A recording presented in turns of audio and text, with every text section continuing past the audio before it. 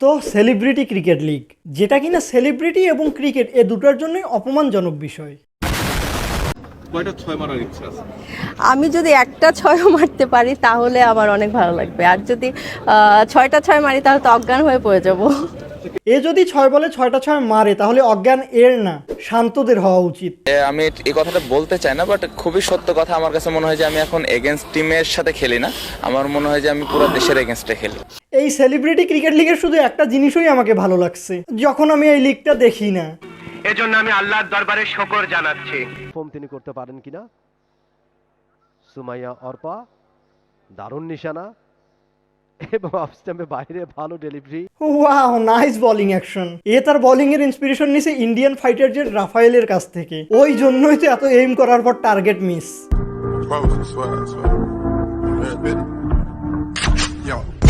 এদের এই কার্যকলাপটা দেখেই মনে হয় মুরব্বীরা বলে যার যা কাজ তাকে সেটা করা উচিত, তাই এদের অ্যাক্টিং করা উচিত আর শান্তদের ক্রিকেট খেলতে দেওয়া উচিত। কিন্তু মজার বিষয় হচ্ছে না পারে এরা ভালো অ্যাক্টিং করতে আর না পারে শান্তরা ভালো ক্রিকেট খেলতে।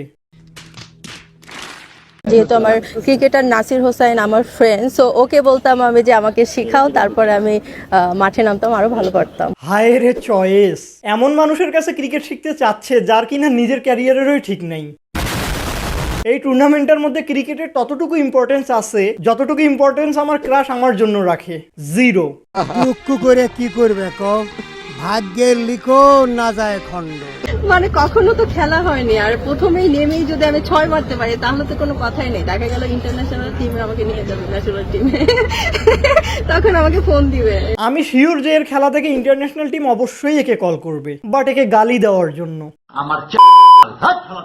এই লিগটাতে যে যে ইনসিডেন্ট হচ্ছে এগুলোকে একখানে কেটে যদি ইউটিউবে আপলোড করা হয় তাহলে সেটা এদের সো কল্ড ফানি নাটকের থেকে বেশি ভিউজ আনবে। হ্যাঁ সত্য।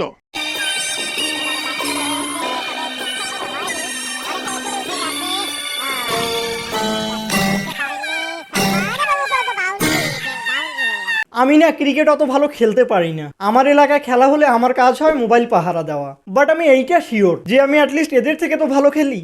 আলহামদুলিল্লাহ। ক্রিকেট কিন্তু একটা অনেক এক্সপেন্সিভ গেম, আমার মতে এটাকে আরো এক্সপেন্সিভ করা উচিত যেন এরা আর অ্যাফোর্ডই করতে না পারে। হায় হায়, উস্তাদ কাম হয়ে গেছে। মারা সারা চাই তো 6টা বলে 6টাই 6 মারতে, ওই যে 6-6 ছক্কা। আমি এর খেলা দেখছি, এ 6 বলে 6টা 6 মারতে পারবে, বাট তখন যখন সে গভীর ঘুমের মধ্যে থাকবে।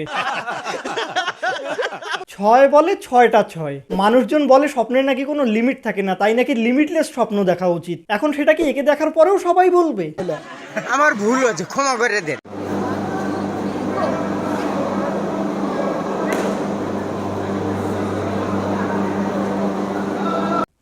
ভালোই প্র্যাকটিস করতেছে, বাট আফসোস কেননা তাদের এইরকম প্র্যাকটিস ক্রিকেটের জন্য না, তাদের অ্যাক্টিং এর জন্য করা উচিত।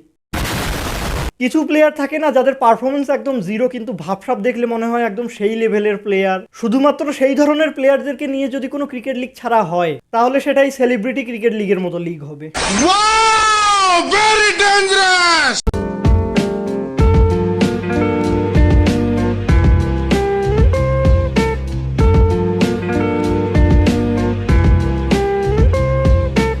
ইন্ডিয়াতে ছোট বাচ্চারা বড়দের মতো খেলতেছে আর বাংলাদেশে বড়রা ছোট বাচ্চাদের মতো খেলতেছে।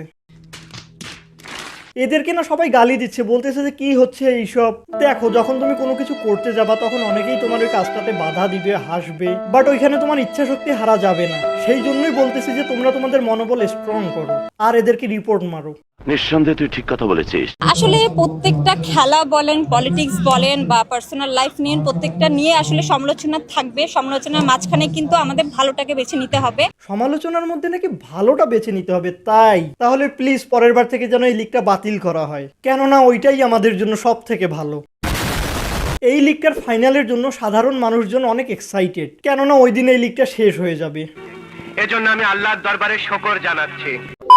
ওকে, সো ভিডিও ফিনিশড। এতদূর ভিডিওটা দেখে থাকলে লাইক, শেয়ার এন্ড সাবস্ক্রাইব করে ফেলো, এন্ড দেখা হবে অন্য কোনো ভিডিওতে।